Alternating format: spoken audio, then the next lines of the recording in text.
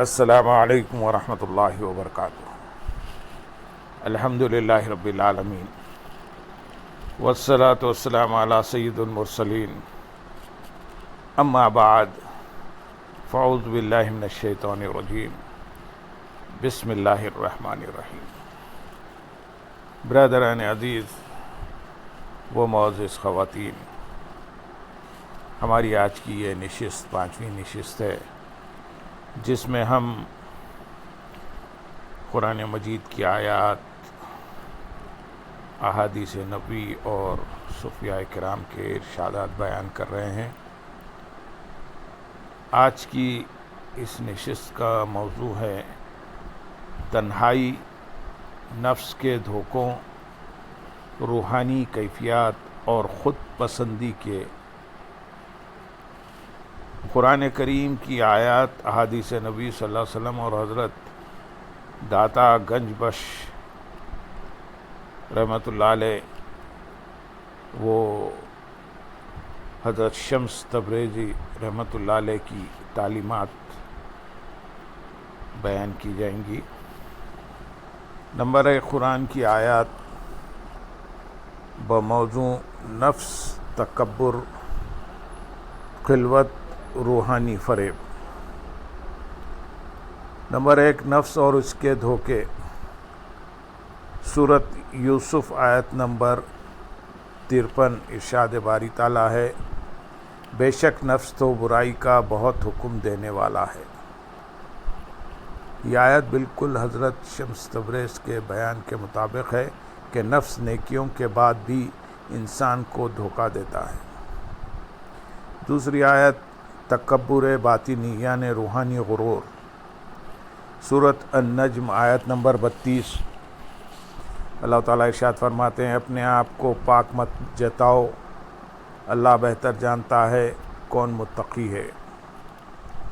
یہی وہ مقام ہے جہاں سالک کو لگتا ہے کہ وہ پاک ہو گیا، حالانکہ یہ نفس کی چال ہے۔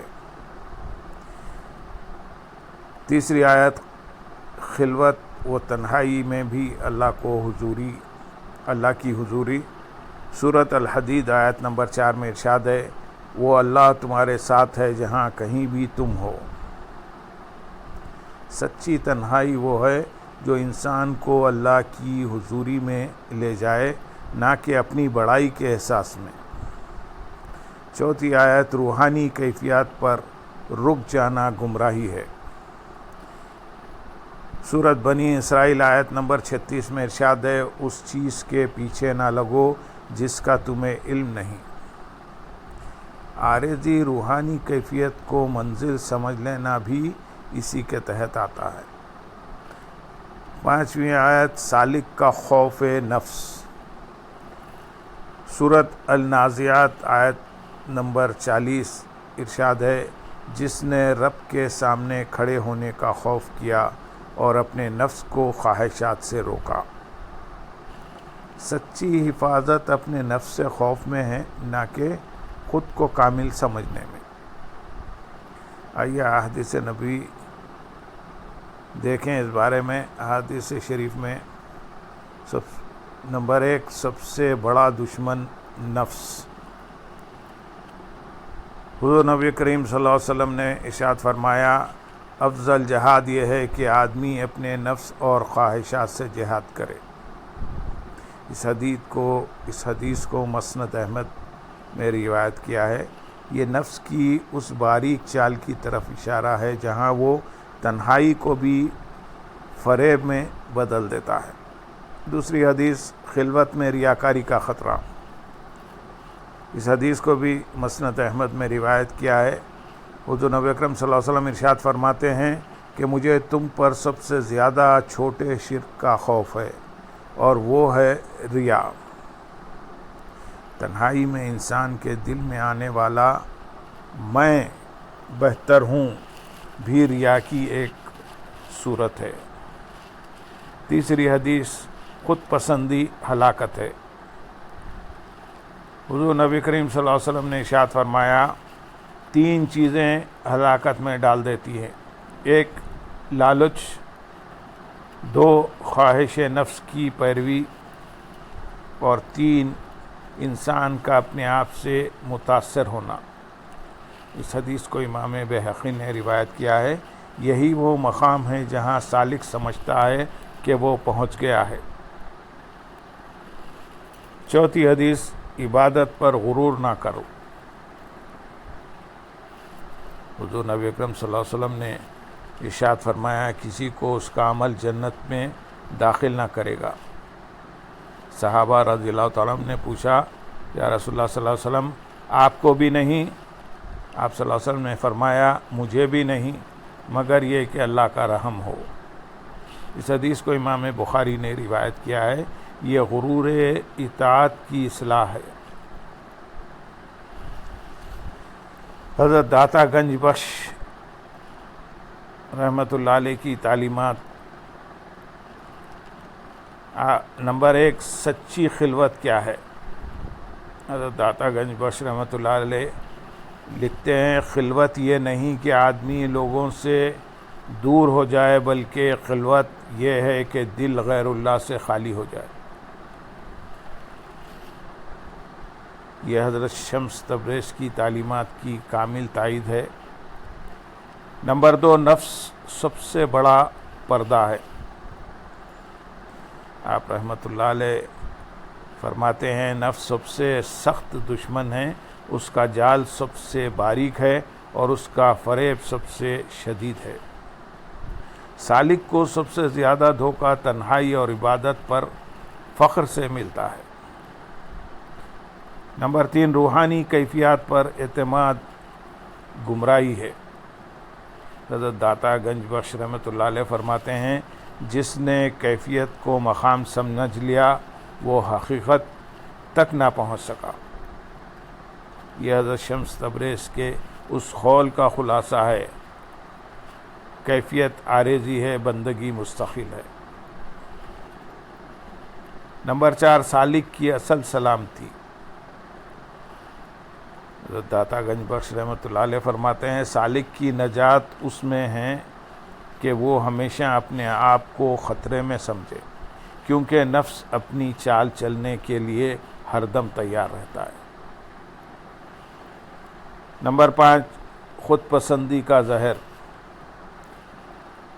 حضرت داتا گنج بخش رحمۃ اللہ علیہ فرماتے ہیں، سب سے سخت آفت سالک کے لیے یہ ہے کہ وہ اپنے حال سے خوش ہو جائے۔ یہ سیدھا حضرت شمس تبریز کے بیان کے مطابق ہے کہ نفس خاموشی سے خود پسندی پیدا کر دیتا ہے۔ حضرت شمس تبریز رحمۃ اللہ علیہ فرماتے ہیں کہ جب انسان عبادت، علم اور خدمت کے مراحل سے گزر جاتا ہے تو وہ یہ سمجھنے لگتا ہے کہ اب وہ محفوظ ہو گیا ہے۔ وہ تنہائی اختیار کرتا ہے، خاموشی کو اپنا لیتا ہے اور اپنے آپ کو دنیا کی آلودگی سے دور محسوس کرتا ہے۔ مگر نفس یہاں بھی اس کا پیچھا نہیں چھوڑتا۔ نفس کی چھٹی چال یہ ہے کہ وہ تنہائی کو بھی برتری اور مقام میں بدل دیتا ہے۔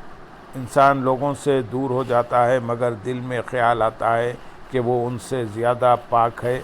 وہ دنیا سے الگ رہتا ہے، مگر اپنے دل میں یہ سمجھتا ہے کہ وہ خاص ہے۔